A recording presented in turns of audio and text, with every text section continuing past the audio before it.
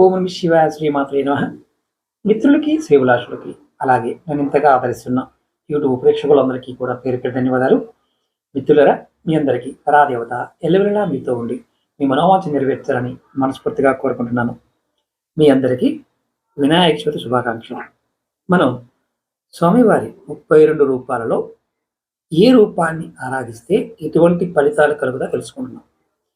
మీకు ఎవరికైనా సరే అన్ని రకాల సమస్యలు, కష్టాలు ఇలాంటి నుండి బయటపడాలి అనుకున్నప్పుడు మీరు ప్రతిరోజు కూడా సంకటహర గణపతిని ఆరాధించాలి. సంకటహర గణపతి ఈ మంత్రం మీరు అనుకోవచ్చు. ఓం సంకటహర గణపతియే నమః.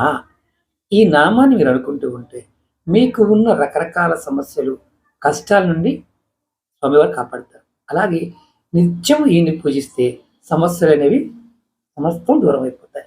మీకు ఈ వీడియో నచ్చినట్లయితే లైక్ చేయండి, ఛానల్ని సబ్స్క్రైబ్ చేసుకోండి, పక్కనే ఉన్న గంట సింబల్ని యాక్టివేట్ చేసుకొని ఈ వీడియోని 10 మంది మిత్రులకి షేర్ చేయండి. ఎవరికైనా జాతకాన్ని పరిశీలింప చేసుకోవాలి, మీకున్న సమస్యలకి పరిష్కారాలు తెలుసుకోవాలనుకుంటే వీడియో డిస్క్రిప్షన్లో నెంబర్ ఇచ్చాను, ఆ నెంబర్ కాంటాక్ట్ చేసి అపాయింట్మెంట్ తీసుకోవచ్చు.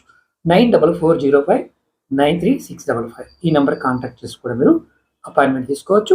మన Facebook page, WhatsApp group link, అలాగే మన ఈకమర్ వెబ్సైట్ లింక్ కూడా వీడియో డిస్క్రిప్షన్లో ఇచ్చాను. మీకు కావాల్సిన తాంత్రిక వస్తువులు, పూజా వస్తువులు దాంట్లో కొనుక్కోవచ్చు. ఓం నమః శివాయ శ్రీమాత్రే నమః.